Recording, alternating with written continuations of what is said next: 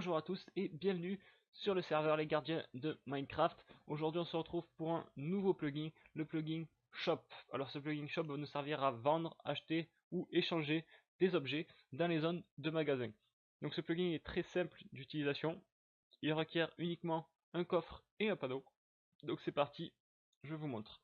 Donc tout d'abord on pose le coffre, on met le panneau dessus.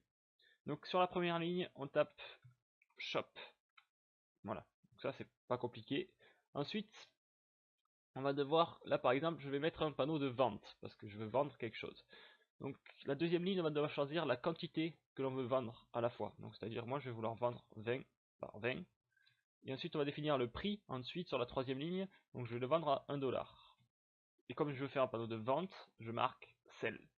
Voilà. Donc là, notre shop est créé. Le problème, c'est que le shop ne sait toujours pas ce qu'on veut vendre. Donc il va falloir lui indiquer qu'est-ce qu'on veut vendre. Donc qu'est-ce qu'on veut vendre? Tout simplement, on va mettre la roche. Voilà, en faisant un clic gauche sur le panneau. Voilà, j'ai mis en vente de la roche. Ensuite, vous voyez, le shop se crée de cette manière-là. C'est-à-dire que vous avez l'item flottant au-dessus qui se met. Et ensuite, vous avez le shop selling 20. Donc ça veut dire qu'on les vend par 20 à 1 dollar. Voilà, et ensuite vous avez le pseudo du joueur qui vend. Le problème, c'est que sur un serveur avec le clearlag, l'item flottant est considéré comme une entité, et donc, quand le clearlag s'active, l'item dépop. Donc je vous conseille fortement de faire un clic droit sur le panneau. Vous voyez, là, c'est toujours un item flottant, mais dans du vert, mais c'est pareil, ça va dépop. Donc vous pouvez mettre cet item là, voilà, qui est un bloc de stone, mais non flottant. Donc dans ce cas-là, le clearlag ne le dépopera pas. Ou alors vous mettez directement sans item, et dans ce cas-là, vous voyez que le shop est modifié, il n'y a plus marqué Sell 20, il y a marqué Sell Shop. Donc comme ça on sait que c'est un shop de vente. Et ensuite il y a marqué Stone 20. Donc on sait que ça va être 20 stone pour 1 dollar. Donc voilà. Donc moi je vous conseille de mettre voilà, celui-là ou celui-là. Parce que si vous laissez celui de base ou le deuxième, certes c'est joli, mais le problème c'est que voilà, avec le clearlag, ils vont être supprimés. Donc c'est dommage. Donc voilà, pour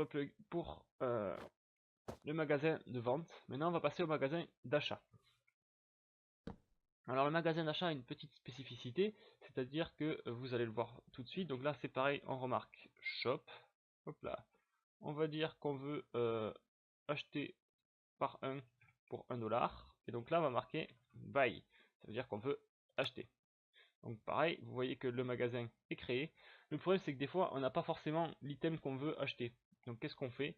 On fait avec la main vide, là vous voyez, un clic droit. Ça va nous passer en créative.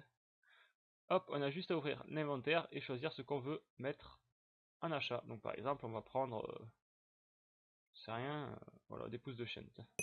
Voilà, on le sort de l'inventaire et vous voyez, voilà. Et ça, comme ça crée automatiquement un shop buy avec l'item qu'on a sélectionné. Et vous voyez, bon là je suis encore en créatif, mais après vous repassez en mode normal une fois que vous avez créé votre shop. Voilà, tout simplement.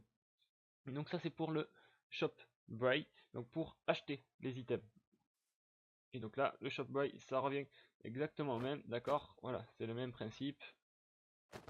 Voilà.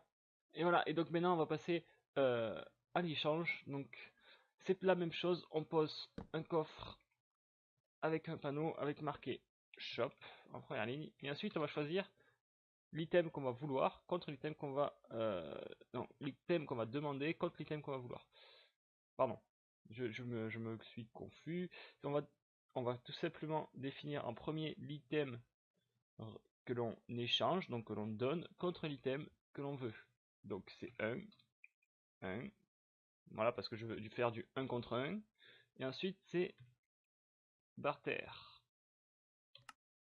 Voilà, vous voyez, on échange un de roche pour un de terre. Voilà. Donc là, même principe, voilà, il faut mettre ces deux-là ou ça. Donc là, quelqu'un qui arrive avec ça, voilà, je l'ai cassé, mais normalement, en survie, quelqu'un qui arrive avec ça va avoir un échange automatique. Donc voilà, donc j'espère que ce tuto vous aura été utile. Et moi je vous dis à bientôt dans une prochaine vidéo ou sur le serveur. Ciao!